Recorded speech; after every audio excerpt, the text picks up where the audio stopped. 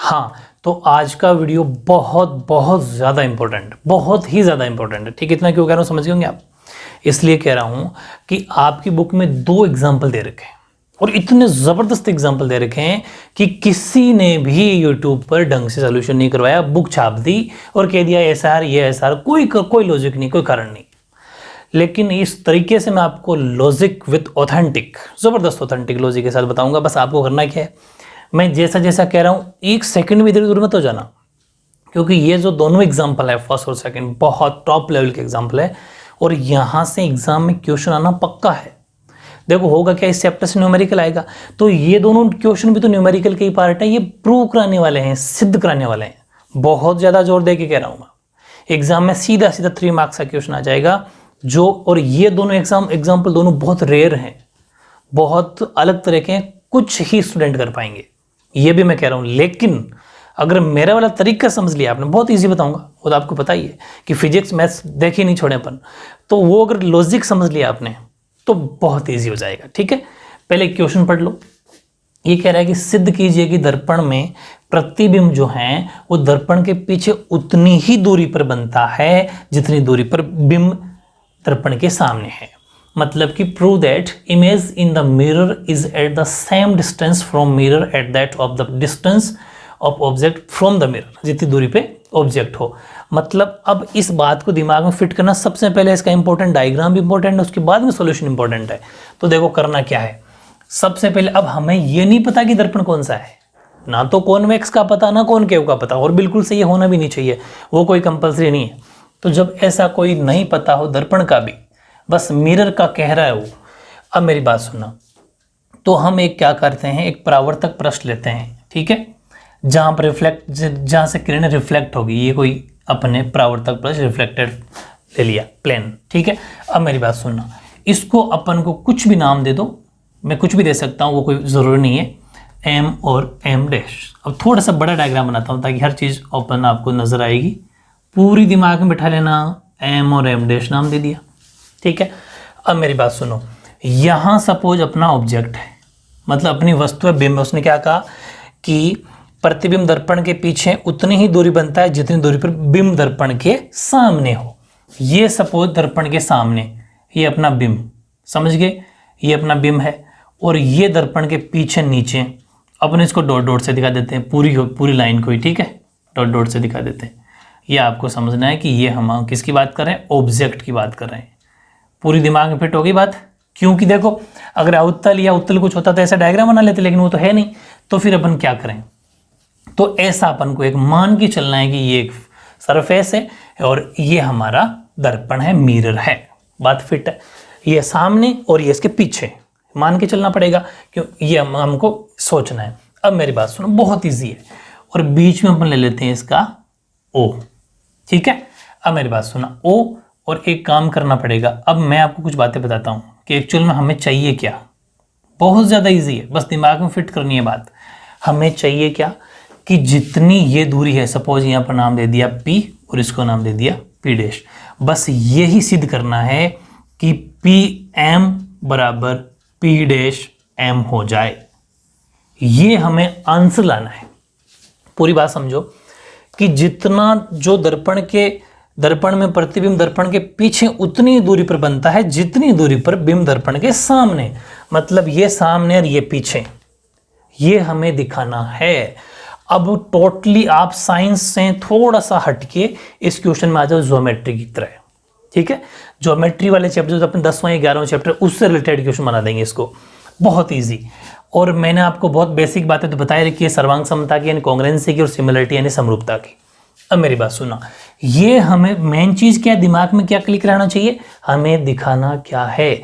तो दिमाग ने क्लिक किया, हमें दिखाना है जितना PM है उतना P डैश M हो जाए। ठीक है, अब अपन ने क्या करा, यहां से एक लाइन पटकी, एक रे पटकी, एक किरण पटकी। ठीक है, इधर से किरण गई, ठीक है, और वो रिफ्लेक्ट होके ऐसे निकल गई, समझ गए, क्योंकि रिफ्लेक्टेड सरफेस है, परावर्तक पृष्ठ है, परावर्तक तल है, यहाँ से टकरा के चली गई। ऐसे ही अपने यहाँ से और किरण गुजारी या निकाली, ऐसे निकल गई। आने का साइन, इधर जाने का एरो जरूर बनाना है। और यहाँ को कुछ भी, इनको कुछ नाम दे देंगे Q और क्यू डैश। डन। और यहां पर नाम दे देते हैं ओ और ओ डैश। चलो नाम कुछ भी दे सकते हो, वो कोई फर्क नहीं पड़ता। अभी तक कोई दिक्कत है क्या? नहीं है। यानी कि ये इंसिडेंट रे, आने वाली रे टकरा के चली गई, आने वाली आपतित किरण, इंसिडेंट रे, रिफ्लेक्टेड रे। अब मेरी बात सुनना, अब यहां पर क्योंकि साइंस है तो रिफ्लेक्शन वाला रूल अप्लाई करेंगे। अब मेरी बात दिमाग में बस दिमाग क्लिक करते रहना, साथ के साथ डायग्राम बना लेना पड़ेगी। ये हो गया अभिलंब, मतलब प्लेन जो 90 डिग्री बोलते हैं अपन, परपेंडिकुलर। ठीक है, ये परपेंडिकुलर हो गया और इसको अपने सपोज नाम दे दिया एन और एन डैश। बात ठीक है। ये अब मेरी बात सुनना, ये ले लिया अपने अभिलंब यानी कि परपेंडिकुलर। ये क्यों लिया, लॉजिक बताता हूं कि हम यहां पर चैप्टर भी जस्ट ये चैप्टर पढ़ रहे हैं। अपवर्तन का नियम क्या कहता है? आने वाली किरण, जाने वाली किरण यानी कि आपतित किरण, इंसिडेंट रे, रिफ्लेक्टेड रे, परावर्तित किरण, और ये आपका परपेंडिकुलर अभिलंब जब एक ही सीध में हो तो यहां बनने वाला एंगल और यहां बनने वाला एंगल बराबर होता है। ऐसा कैसा? यहां बनने वाला एंगल और यहां बनने वाला एंगल बराबर होगा। अब एंगल को कुछ नाम दे देते हैं क्योंकि एंगल बहुत ज्यादा बन रहे हैं। भाई अगर अपन को ये परावर्तक पृष्ठ दिखाना होता, वो रूल को अप्लाई करना हो, तब तो आई और आर दिखा लेते अपन, इंसिडेंट आई बराबर एंगल आर। लेकिन अभी अपने बहुत सारे एंगल, इसको कुछ नाम देते हैं 1 2 3 4, और यहाँ भी अपन देते हैं 5 6 7 8 एंगल बन गए, सपोज 8 कोण बन गए। बात ठीक है? यहाँ तक डायग्राम मेरे हिसाब से सबके समझ में आ गया होगा। ये मामला तो ठीक है। अब मेरी बात सुनो, हमें दिखाना क्या है? ये कैसे दिखाएंगे भाई? ये दिखाएंगे कैसे? यहां तो चलो त्रिभुज बन रहा है, यहाँ नीचे भी तो कोई ट्राइंगल बनना चाहिए, त्रिभुज बनना चाहिए, ताकि हम ज्योमेट्री वाला रूल अप्लाई करें। त्रिभुज की कोई सर्वांग समता यानी कोई कॉन्ग्रुएंसी ऑफ ट्राइंगल लगाएं, या फिर सिमिलरिटी ऑफ ट्राइंगल लगाएं यानी समरूपता लगाएं। लेकिन पहले ट्राइंगल तो बने, तो फिर अपन ने इसी लाइन को थोड़ा इधर आगे बढ़ा दिया। ये जो लाइन गई ना उधर, ये बिल्कुल ऐसे आगे बढ़ गई। ठीक है, और ये भी थोड़ी ऐसे, लेकिन ये दोनों एक ही जगह, सॉरी मैं अलग अलग थोड़ी बनानी है इसको। ये दोनों यहाँ आ गई, जैसे ये यहाँ आई थी वैसे यहाँ आ गई एक ही पॉइंट पर, और ये अपना पी डैश है, कोई दिक्कत नहीं है। ठीक है, ये इधर आने का साइन, ये अपन कंस्ट्रक्शन तो कर ही सकते हैं। अब मेरी बात सुनना, चलो इतना मामला फिट है। अब हम जो हमें प्रूव करवाना है, टू प्रूव यानी कि सिद्ध करना है, वो ये है, सिद्ध ये करना है। सॉल्यूशन स्टार्ट करते हैं या प्रूफ स्टार्ट करते हैं। अब हम सॉल्यूशन स्टार्ट करने से पहले कुछ बातें सोचेंगे जो जो हमें चाहिए। पूरी बात सुनना, मैं आपको पहले ही बता दूं, और मेरी बात को एक एक सेकंड इंपॉर्टेंट है आपके लिए इस वीडियो का। हमें क्या दिखाना है कि ये आ जाए, हमें क्या दिखाना है कि ये आ जाए। तो हमने कहा कि हम ये दिखाना है इन ट्रायंगल पी ओ, पूरी बात ध्यान समझना, ये किस में मिलता है? ये दोनों किस में मिलेंगे कि या तो पी ओ डैश और एम, ये वाला ट्राइंगल आ जाए, और एक आ जाए P dash O dash M, triangle P dash O dash M. पूरी बात फिर से समझाता हूं। हम दो त्रिभुज लेंगे, कौन कौन से? पी ओ डैश एम, एक तो ये ऊपर वाला, एक नीचे वाला P dash O dash M. ये दोनों त्रिभुज कौन से? ये ऐसे, बहुत इजी है, बिल्कुल दिमाग में फिट करना है। पी डैश ओ डैश, बीच में ये जा रहा है और ये एम, ये दोनों त्रिभुज हम लेंगे। और ये दोनों चीज हम क्या करेंगे, इन दोनों त्रिभुजों को सर्वांग समसिद्ध करा देंगे, कॉन्ग्रुएंट प्रूव करा देंगे। और कॉन्ग्रुएंट प्रूव कराने के बाद में, सर्वांग समसिद्ध प्रूव करने के बाद में बाय सीपीसीटी में ये दोनों साइडें बराबर दिखा देंगे। आंसर समझ गए? अब इसके लिए क्या कुछ करना पड़ेगा वो हम मैं बता दूंगा अभी। अब ये दिमाग में फिट हो गया आपके? हाँ, एक क्वेश्चन आपके ये आ सकता है कि बिल्कुल हम ये भी तो ले सकते हैं, कौन सा? ये वाला ट्रिप ले सकते हो, बिल्कुल सही सोचा आपने। पी ओ एम और पी डैश ओ एम, क्योंकि इसमें भी ये दोनों आ रही है। हाँ बिल्कुल सही है, लेकिन फिर बता दूं कि कोई सा भी ट्राइंगल ले लेना दोनों में से, अपने को दोनों ही ट्राइंगल काम आएंगे। ये दोनों भी और इन दो बड़े वाले दोनों से भी आंसर, दोनों से मिला के आंसर आएगा। मैंने अभी एक लिखा है नॉर्मली, वैसे दोनों ही ट्राइंगल काम आएंगे तभी तो आएगा, वरना दोनों बनाने की जरूरत भी क्या थी। ये मैं आपको पहले से बता रहा हूँ। मैथ्स में अपने ज्योमेट्री की तब भी ये बताया था कि जब दो ट्राइंगल दे रखे तो दे क्यों रखे, एक से काम हो जाता, या तीन ट्राइंगल दे रखे तो क्यों दे रखे, कुछ ना कुछ तो उसका यूज है। चलो ये बात आपको समझ में आ गई। अब इस बात को आपको दिमाग में फिट करना है। अब मेरी बात सुनो, उसके पास पहुंचो ना, ये मान लो आप, उसके लिए जितनी भी कुछ करना पड़ेगा हम करेंगे। अब देखो क्या करेंगे कि अपने लिया इन ट्राइंगल, सबसे पहले जो हमारे पास है, या फिर ऐसा लिख लो अकॉर्डिंग टू, वो ज़्यादा बढ़िया है, बहुत easy language, according to law of reflection. ठीक है, according to law of reflection यानी कि परावर्तन के नियमानुसार। बात समझ पा रहे हो? परावर्तन के नियमानुसार, बहुत इजी है। परावर्तन के नियमानुसार, परावर्तन का नियम क्यों लिखा मैंने? क्योंकि यहां पर इंसिडेंट की हमें याद आ गई, इधर से रे आ रही है, इधर जा रही है, रिफ और इंसिडेंट और वो अविलंब, तीनों एक ही जगह पॉइंट बन रहे हैं। तो according to reflection of law, angle 2 बराबर एंगल 3। बात मानते हो 2 और 3 बराबर है? ठीक है, क्योंकि आने वाली किरण आपतित किरण, जाने वाली परावर्तित किरण और अभिलंब यानी कि इंसिडेंट, रिफ्लेक्टेड और परपेंडिकुलर, तीनों एक ही पॉइंट पर बन रहे हैं। नियम है कि नहीं है? तब ये वाला एंगल I बराबर एंगल R याद आ रहा है, लेकिन अभी अपन I और R नहीं दिया, 2 और 3 दे दिया। ठीक है, और इस साइड की मैं बात करूं 6 और 7, क्योंकि ये आने वाली किरण, ये निकलने वाली किरण और ये अभिलंब। समझ गए? यानी कि एंगल 6 बराबर एंगल 7। समझ में आ गई? Very good. ये दोनों बातें साथ चलाएंगे अपन, दोनों बातें साथ जबरदस्त तरीके से। बुक में जिंदगी में नहीं समझ पाओगे, और बता दूं 2 बराबर 3 और 6 बराबर 7, ये 2 बातें तो आपको समझ में आ गई। ठीक है, क्योंकि ये परावर्तन का नियम है। अब मेरी बात सुनो, अगर 2 बराबर 3 है, 6 बराबर 7 है, तो एक बात बताओ, बिल्कुल बेसिक सी बात बताता हूं कि ये जैसे इधर किरण आई थी, ठीक है, रे आई, किरण आई और ऐसे चली गई थी, और अपने ये बीच में ये तो छोटा सा पार्ट उठा के निकाल रहा हूँ, पोस्टमार्टम कर रहा हूँ इसका। तो 2 बराबर 3 तो अपन दिखा चुके। अब बताओ ये एंगल इसके बराबर होगा कि नहीं होगा? किसी स्टूडेंट के समझ में नहीं आएगी कि ये बराबर क्यों होंगे। इसलिए होंगे कि ये लाइन बिल्कुल सीधी है, 180 डिग्री की, 180 डिग्री लाइन है, और ये अभिलंब है, ये बीच वाला, ये डॉट डॉट वाला जिसका नाम एन है, ये अभिलंब है, मतलब ये 90 डिग्री है। बात समझ पा रही है? 90 डिग्री है, इसका मतलब ये पूरा एंगल 90 है और इधर ये पूरा 90 है, क्योंकि टोटल 180 है लाइन पर। तो 2 और 3 तो बराबर हो चुके, इसका मतलब पीछे जो बचा ये वाला एंगल और ये वाला एंगल भी बराबर होगा। क्यों? कि सपोज ये 2 अगर सपोज 40 का है तो 3 भी 40 का है, ये तो मानते हो, क्योंकि 2 और 3 बराबर है, ऐसा नियम है रिफ्लेक्शन का, परावर्तन का, 2 और 3 बराबर है।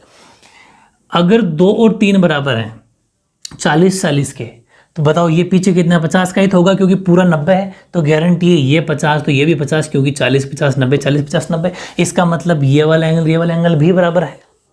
तो यहाँ लिखेंगे या एंगल 1 बराबर एंगल 4, यानी कि एंगल 5 बराबर एंगल 8। ये साइड में कहीं आपको डायग्राम बना लेना आपके अंडरस्टैंडिंग के लिए, बहुत ज़्यादा इजी पड़ेगा। अब मेरी बात सुनो, 1 बराबर 4 इसमें और 5 बराबर 8 इसमें, बात ठीक है, मामला सेट है।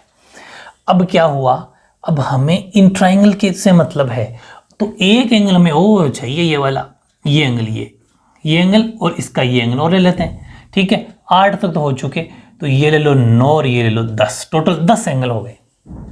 अब एंगल 9 और ये एंगल 10 हो गए। ठीक है, अब हमने सोचा यार कि ये 9 और 10 है ना, ये सबसे इंपॉर्टेंट है। क्यों? क्योंकि हमें वो ट्राइंगल लेने, एक तो बाहर वाले और फिर अंदर वाले। बाहर वालों में 10 और 5 काम आएंगे, अंदर वालों में 1 और 9 काम आएंगे, है ना? बहुत सही। तो अब हमने एक दिमाग लगाया कि देखो ये लाइन बिल्कुल सीधी है, और ये तो आप जानते होंगे ये सीधी लाइन है, ये ऐसा है और ये ऐसी है। ये वाला एंगल बराबर होगा कि नहीं होगा? इस लाइन को आगे बढ़ा दो, हालांकि आगे बढ़ी हुई नहीं है, जरूरत नहीं है बढ़ाने की, चाहो तो आगे बढ़ा दो भाई, बढ़ा सकते हैं। तो ये एंगल बराबर हुआ कि नहीं हुआ? शीर्षाभिमुख कोण, वर्टिकली अपोजिट एंगल या अपोजिट वर्टिकली एंगल। बात समझ में आ रही है? शीर्षाभिमुख कोण ये दोनों आपस में बराबर होते हैं कि नहीं होता है? ये तो कॉमन सेंस की बात है, छोटी क्लास में पढ़ते थे अपन। ठीक है, ओके। इसका मतलब ये हुआ कि हम ये भी कह सकते हैं कि जितना एंगल 9 होगा उतना ही 4 होगा, दोनों आपस में शीर्षाभिमुख है, अपोजिट वर्टिकली है, यानी कि एंगल जितना 10 होगा उतना ही 8 होगा। फिट है मामला? बहुत सही। 9 और 4 बराबर 10 और 8 बराबर। तो एक बात बताओ, अगर इन सब से अपन इन दोनों से मतलब रखें, इन दोनों से मतलब रखें, तो एक बात बताओ, 1 4 के बराबर है, मतलब 4 1 के भी बराबर है, 4 9 के भी बराबर है। इसका मतलब ये दोनों आपस में बराबर। बताता हूं कि एंगल 1 बराबर एंगल 4 और एक है एंगल 9 बराबर एंगल 4, है ना। इसका मतलब सपोज अगर एंगल ए 50 डिग्री का है तो एंगल 4 भी 50 डिग्री का होगा। बहुत सही, एंगल 4 50 डिग्री का मान चुके, इसका मतलब इसको भी 50 डिग्री का होना पड़ेगा, क्योंकि हमने 50 माना था। ये 50 तो ये भी 50, 4 तो 50 हो ही चुका, ये 50 तो 9 को भी 50 होना पड़ेगा, क्योंकि वो दोनों आपस में बराबर है। इसका मतलब जितना एंगल ये 4 है उतना ही 1 है। ठीक है, जितना एंगल 4 है उतना ही 1 है, और जितना एंगल 9 है उतना ही 4 है। हमें क्या चाहिए, हमें चाहिए 1 और 9 बराबर। ये चारों 50 50 के हैं, सब आपस में बराबर है। इसका मतलब इससे हमें निकल के आया इन दोनों से कि जितना एंगल 1 है उतना ही एंगल 9 है। परफेक्ट। ऐसा का ऐसा, जितना एंगल 5 है उतना ही एंगल 10 है। Same to same structure, fit है माइंड में। अब आपको पता चलेगा कि ये ऐसा मैंने क्यों लिखा, कहाँ आएगा काम, अभी बताता हूं कहाँ आएगा काम। अब सुनो, 1 बराबर 9, 5 बराबर 10, इन दोनों का क्या यूज है। यूज ये है कि हम बढ़ रहे हैं दोनों में, उनमें कॉन्ग्रुएंसी दिखाना, सर्वांग दिखाने के पास पहुंच रहे हैं।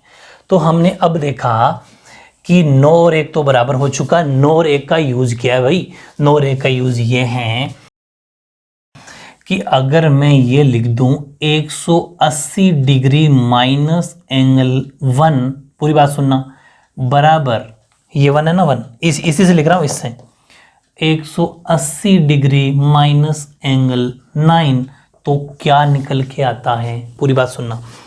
180 में से, मतलब देखो ऐसा है कि ये जो तराजू होती है वजन तोलने वाली, यहाँ अगर 4 किलो रखा हुआ है, यहाँ अगर 4 किलो रखा हुआ है, ठीक है, आपने इसमें 2 किलो का बाट और रख दिया, 2 किलो का बाट और रख दिया, तो क्या फर्क पड़ा, उस पर तो सीधी की सीधी है। हाँ, रखना दोनों तरफ बराबर है। मेरी बात समझ में आ गई, 6 किलो एकदम सीधी की सीधी है। बस यही रूल अप्लाई यहाँ पर करना है, क्या कि 180 में से -1 करे हो, 180 में से -9 कर रहे हो। क्यों कर रहे हो, क्योंकि 1 और 9 बराबर है, जितना 1 है उतना 9 है। ठीक है, 180 में से माइनस क्यों किया, इसके पीछे लॉजिक है। ये पूरा 180 डिग्री, ये लाइन 180 डिग्री की है, इसमें से पूरे में से यहाँ तक समझो आप, इतने में से अगर ये मैं 1 हटा दूँ, 180 में से 1 हटा दूँ, तो पीछे क्या बचेगा, यहाँ एक एंगल बनेगा 2 3 4, 2 3 4, ये बचेगा ना। 180 में से अगर एंगल 1 हटा दूँ, पीछे क्या बचेगा, 2 3 4, मतलब कि एंगल बचेगा PO डैश, यानी कि एंगल बचेगा PO डैश। इसको कह सकता हूँ, मेरी बात समझ पा रहे हो। अगर मैं 180 में से 1 को हटा दूं तो 2 3 4, 3 एंगल बचेंगे ना। तीनों एंगल कौन से हैं, 2 3 4, और शॉर्ट में एक साथ नाम लेना चाहूँ तो PO डैश, यहाँ तक, क्योंकि फिर नेक्स्ट ट्राइंगल का अलग रूल है। यहाँ तक आ गया। ऐसे ही 180 में से 9 हटाऊं, ये पूरा 180, इसमें से 9 हटाया, पूरी बात सुनना, ये 180, इसमें से 9 हटाया, तो पीछे क्या बचा, P डैश O डैश। समझ गए कैसे, कि ये 180 था, इसमें से 9 हटा दो, पीछे बच गया ये पूरा का पूरा angle P dash O dash. Very good, 180 में से 9 हटाने पर P डैश O डैश, ये एंगल यहां बच गया। तो अब ये बहुत इंपॉर्टेंट बात आ गई, समझ पा रहे हो। ओके, अब मेरी बात सुनना, PO डैश बराबर PO डैश, PO डैश, अच्छा ये P dash, sorry P dash O dash O, done, ठीक है। अब ये इस वाला पोर्शन सोल्व हो गया। अब आप सोच रहे होंगे इसको क्या नहीं सोल्व, क्यों नहीं सोल्व किया, यहीं पर रहने दो, इसका भी यूज है, इतने से काम हो जाएगा इसका। कैसे, कि हम अब क्या करेंगे कि यहां अपन इसको दे देते हैं समीकरण 1, ठीक है। 5 बराबर 9, सॉरी 5 बराबर 10, 5 बराबर 10, ये वाला एंगल इसको दे दो, चलो 1, इसको दे दो 2, पूरी बात समझते हो रहना, ठीक है। और अब ये जो बात लिखी थी ना मैंने, ये वाली, ये अभी यहाँ पर लिखी हुई, इसको तो रफ कर दो। अब हम लेते हैं इसको फिर से यहाँ, इसको इन triangle PO dash M and triangle P dash O dash M, त्रिभुज पी ओ डैश एम व त्रिभुज P dash O dash M में। डन। अब सुनो क्या कि एक बात तो ये 5 बराबर 10, 5 बराबर 10 ये इसी त्रिभुज में आ रही है, पी ओ डैश एम इसी का कोण है, पी ओ डैश एम और P dash O dash M. इस त्रिभुज में देख लो, इस वाले त्रिभुज में 5 आ रहा है। चलो पूरा खोल के बताऊं यार, कोई सोचोगे किसी किसी को दिक्कत हो सकती है। यहाँ है अपना ओ डैश, ये पी, ये पी डैश और ये अपना एम। अब सुनो, पी ओ डैश एम और P dash O dash M, यहां बन रहा है 5 ऊपर और यहां बन रहा है 10, 5 और 10। मामला ठीक है, दोनों त्रिभुज बराबर है आपस में, तो यहां पर लिख सकते हैं ये रहा इक्वेशन समीकरण 1, एंगल 5 है उतना ही 10 है। या फिर इसकी मैं एक लैंग्वेज ऐसी लिख दूं तो आपको ऑब्जेक्शन थोड़ी है, 5 और 10 को मैं ये लिख दूं, P O dash M angle P O dash M बराबर P dash O dash M. 10 को लिख सकता हूँ P dash O dash M. तो एक काम करेंगे, इसको दे देंगे समीकरण 1, समीकरण 1 है ना, ज़्यादा बढ़िया रहेगा। 5 और 10 की जगह एंगल लिखे तो ज़्यादा बढ़िया है। वैसे 5 और 10 भी गलत नहीं है, वो भी सही है।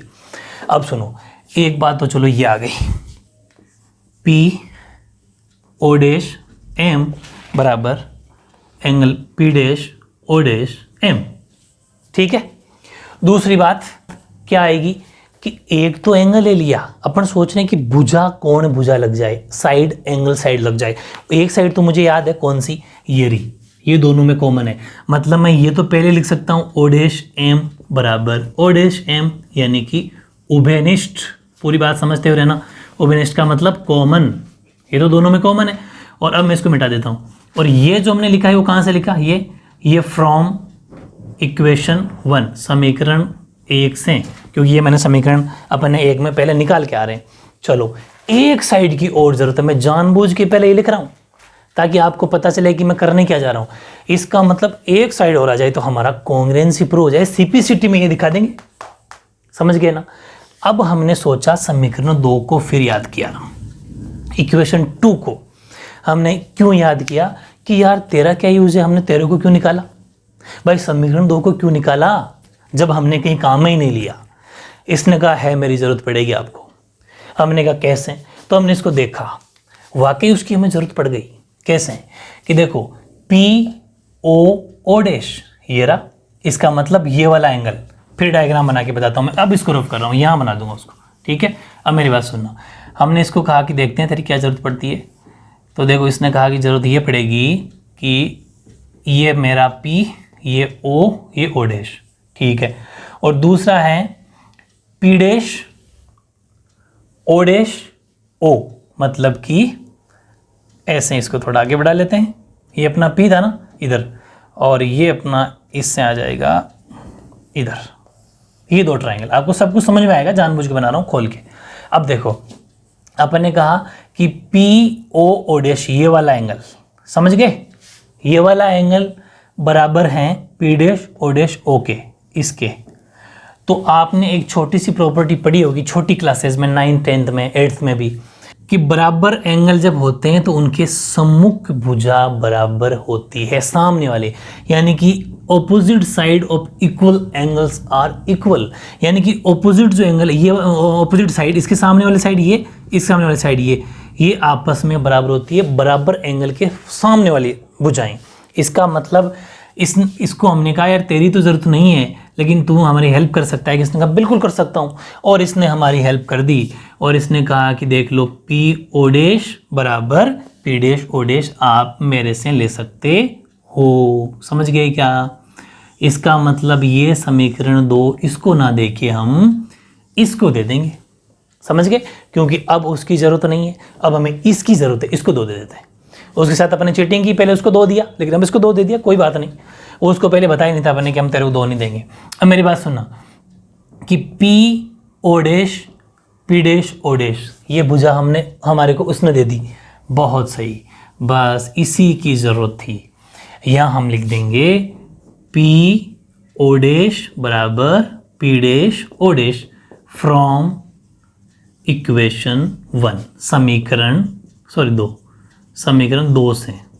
अब आप कंफ्यूज मत होना कि हमने एक इसको ऊपर लिख दो नीचे लिख दो, उससे कोई फर्क नहीं पड़ता, साइड एंगल साइड के हिसाब से जमा है और कोई बात नहीं। अब बताओ, अब आप सोचोगे ये क्या इसी ट्राइंगल में आ रहा है? बिल्कुल आ रहा है, देख लो भले इस बार वाले में आ रहा है पी ओ डैश और पी डैश ओ डैश, क्योंकि साइडें और एंगल वही लेने हैं जो इन दोनों ट्राइंगल में आए। डन। तो हम लिख देंगे सो या फिर देयरफॉर, अतः triangle P O dash M सर्वांग सम हो गया, कॉन्ग्रेंट हो गया triangle P dash O dash M के बाय साइड एंगल साइड, कोण भुजा के नियम से। ठीक है, और हम जानते हैं CPCT, congruent part of congruent triangle, corresponding part of congruent triangle. CPCT की बहुत जने फुल फॉर्म पूछते रहते हैं कमेंट में, मैंने बता तो रखा है बहुत बार। Corresponding part of congruent triangle, सर्वांग सम त्रिभुजों के संगत भाग। हिंदी में क्या है? सर्वांग सम त्रिभुजों के संगत भाग। लेकिन CPCT इंग्लिश में शॉर्ट में लिखना बिल्कुल गलत नहीं है, चलेगा, फुल फॉर्म लिखने की जरूरत नहीं है। इस वजह से हम ये कह सकते हैं कि PM बराबर P dash M by CPCT। इसलिए हम ये कह दिया कि हमें यही तो सिद्ध कराना था, तो ये हमारा हेंस प्रूव्ड हो गया। यानी इसने जो कहा था कि सिद्ध करो कि ये इसके बराबर हो जाए, तो ये इसके बराबर है। एक नंबर का सोल्यूशन है ये, जबरदस्त सोल्यूशन है, मैं ये चैलेंज करके कह सकता हूँ सबसे बेस्ट सोल्यूशन है, और मेरे हिसाब से आपको सेकंडों में समझ में भी आ गया होगा। ठीक है, इसमें कुछ एक दो लाइनें थ्योरी हो रही की जोड़ना चाहो तो जोड़ दो, वैसे जरूरत है भी नहीं थ्योरी की। क्या कि हमने सबसे पहले कि हमने एक परावर्तक पृष्ठ M और M डैश लिया है, ठीक है, उसके अंदर ये नाम, एक दो लाइन अगर लिखना चाहो ना तो लिख देना, वैसे 3 नंबर के क्वेश्चन में ये सफिशिएंट सोल्यूशन है। मैं उम्मीद करता हूं कि आप इसको जब तक बिना देखे नहीं कर लो, छोड़ोगे नहीं इसका पीछा। ठीक है, जब तक बिना देखे नहीं करो इसको, 1 बार 2 बार 3 बार 5 दफे करना, लेकिन जब तक बिना देखे नहीं करो करते रहना। ठीक है, बहुत इंपॉर्टेंट है। ठीक है, ओके।